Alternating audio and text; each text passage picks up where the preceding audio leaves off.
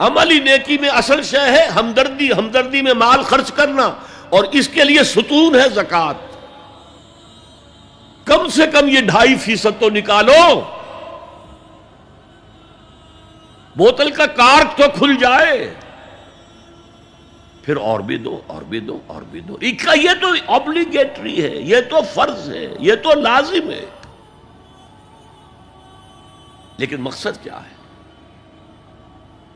اس کو جو سمجھ لیا بس یہی زکوٰۃ ہی ہمارے ذمے میں ہے، وہ بڑے مغالطے میں۔ حضور نے فرمایا صلی اللہ علیہ وسلم، ان فی المال حقا سوى الزکوٰۃ، اے مسلمانوں یہ نہ سمجھنا کہ بس زکوٰۃ ادا کر دی تو تمہارے مال کا سارا حق ادا ہو گیا۔ ان فی المال حقا سوى الزکوٰۃ، تمہارے اموال میں حق ہے اللہ کا زکوٰۃ کے علاوہ بھی۔ اور پھر آپ نے یہ آیت پڑھی، وَآتَى الْمَالَ عَلَىٰ حُبِّهِ ذَوِي الْقُرْبَىٰ وَالْيَتَامَىٰ وَالْمَسَاكِينَ وَابْنَ السَّبِيلِ وَالسَّائِلِينَ وَفِي الرِّقَابِ وَأَقَامَ الصَّلَاةَ وَآتَى الزَّكَاةَ۔ یہاں آتا زکوٰۃ تو ہے ہی ہے، اس سے پہلے جو آ رہا ہے یہ سرپلس ہے، اس سے آگے کی بات ہے، یہ ایڈیشنل ہے۔ اسی لیے جب انفقوا انفقوا انفقوا انفقوا انفقوا کی جو تکرار ہوتی ہے قرآن مجید میں، تو ایک جگہ پھر سوال کیا صحابہ نے، کتنا خرچ کریں حضور؟ فرمایا قل العفو، کہہ دو جو بھی ضرورت سے زائد دے ڈالو، don't accumulate, don't retain any thing.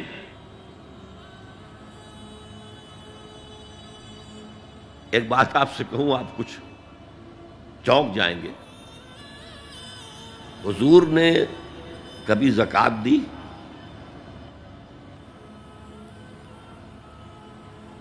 کبھی نصاب کے بقدر پیسہ آپ کے پاس جمع ہوا کہ آپ پر زکوٰۃ واجب ہوتی؟ کیسی عجیب بات ہے۔ ارکان دین میں سے ایک رکن سرے سے غائب، کبھی آپ نے مال رکھا ہی نہیں۔ حضور کا اسوہ ہم جانتے ہیں، مسواک کر لی ہے، پائچے جو ہیں ٹخنے سے اوپر کر لیے ہیں، یہ اسوہ ہے؟ ہاں ہے، یہ بھی ہے، ٹھیک ہے، سنت ہے، اسوہ تو یہ ہے۔ اور صرف آپ کا نہیں، جنہیں ہم کہتے ہیں فقراء صحابہ، ابو ہریرہ، ابو ذر،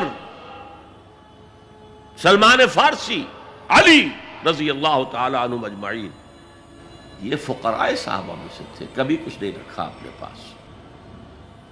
میں نے بتایا تھا آپ کو شاید کہ حضرت علی کی جب شادی ہو رہی تھی حضرت فاطمہ سے، کوئی مکان تھا ہی نہیں، کہاں لے کے جائیں؟ ایک انصاری نے ایک حجرہ دیا ہے اپنے مکان کا، اس میں حضرت فاطمہ ودا ہو کر گئی۔ He didn't have any home۔ ابو ذر وہ تو دوسری انتہا کو چلے گئے تھے۔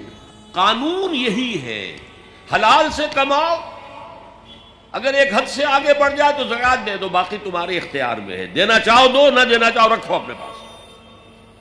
قانون اس سے زیادہ آپ کو پابند نہیں کرے گا۔ کبھی بھی آپ نے جبر نہیں کیا، ایمرجنسی میں بھی جبر نہیں کیا۔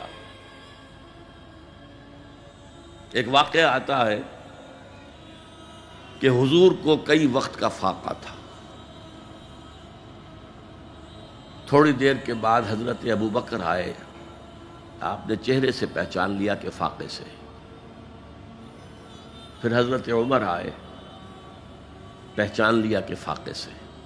شاید حضور خود اپنے لیے نہ اٹھتے نہ جاتے، اپنے دونوں ساتھیوں کو لے کر ایک انصاری کے باغ میں پہنچ گئے۔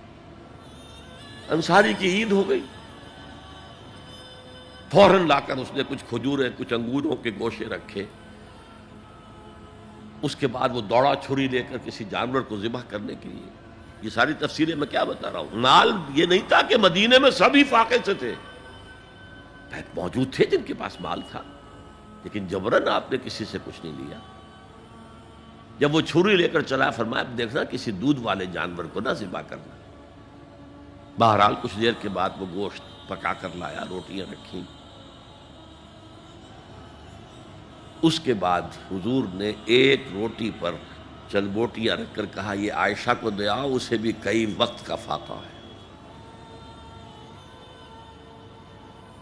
اور پھر حضرت عمر کی طرف رخ کر کے کہا عمر یہ ہیں وہ نعمتیں جس کا حساب دینا پڑے گا اللہ کے ہاں. فَأَمَّا بِنِعْمَةِ رَبِّكَ فَحَدِّثْ، اور یہ جو فرمایا گیا الہاکم التکاثر میں نعمتوں کا حساب لیا جائے.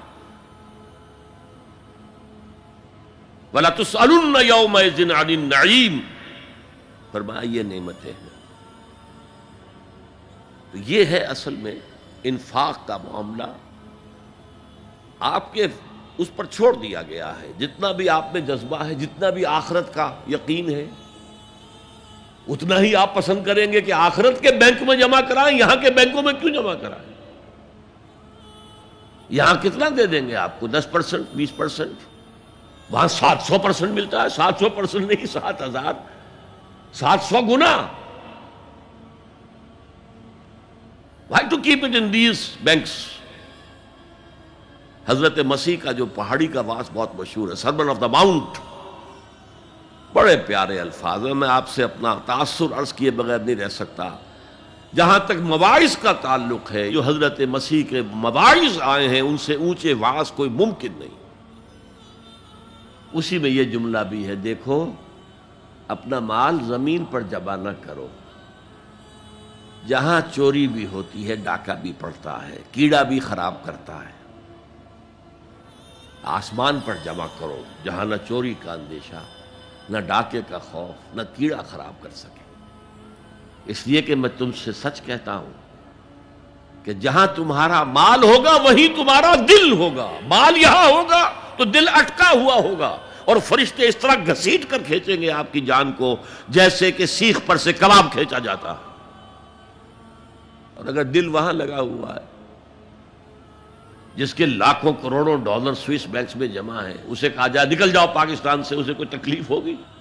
نکل جاؤ فلاں ملک سے، ملک بدر کرتے تمہیں کیا تکلیف؟ میرے بینک کے اندر پیسے ہیں. البتہ جس کا باہر کچھ نہ ہو اسے اگر یہ دی جائے سزا تو اس کی تو جان پر بن جائے گی. تو یہ ہے انفاق کا معاملہ. اس میں یہ دو جو ہے، ایک قانونی سطح ہے. قانونی سطح یہ کہ حلال ذریعہ حرام نہ ہو، سود نہ ہو، جوا نہ ہو، فحاشی کو ذریعہ نہ بنایا جائے، منشیات کو ذریعہ نہ بنایا جائے کمائی کا. اور جو بھی آپ کے پاس ہے، آپ نصاب کی سطح کے اوپر آ گئے تو 2.5% زکوٰۃ دے دو. قانون اس سے آگے آپ سے مطالبہ نہیں کرے گا. اگرچہ فقہا نے یہ فتویٰ دیا ہے کہ اگر کسی وقت جو فقراء ہیں ان کی ضرورتیں زکوٰۃ سے پوری نہ ہو سکیں تو اس وقت کا امام، اس وقت کا خلیفہ، وہ زبردستی بھی امراء کے مال میں سے مزید لے سکتا ہے زکوٰۃ کے علاوہ. لیکن کمال یہ ہے محمد رسول اللہ صلی اللہ علیہ وسلم کا کہ نہایت جان گسل تحریک جو تھی، انقلابی تحریک، اس میں بھی کبھی آپ نے جبر سے کام نہیں لیا. یہ آپ کے چوائس پر ہے. البتہ ایک معیار مقرر کر دیا، جیسے حضرت ابو بکر غزوہ تبوک کے موقع پر سب کچھ لے آئے تھے گھر میں جھاڑو پھینک کر. عام حالات میں یہ نہیں. ایک شخص آئے، صحابی انصاری، میں اپنا سب کچھ اللہ کی راہ میں دینا چاہتا ہوں. فرمایا نہیں، تم چاہتے ہو کہ اپنے ورثاء کو غریب اور فقیر بنا کر جاؤ؟ اس نے کہا اچھا میں آدھا نہیں، آدھا بھی بہت ہے. فرمایا تہائی دیتا ہوں. فرمایا ہاں تہائی کافی ہے. وَالثُلُثُ کثیر، اور ثلث بھی بہت ہے.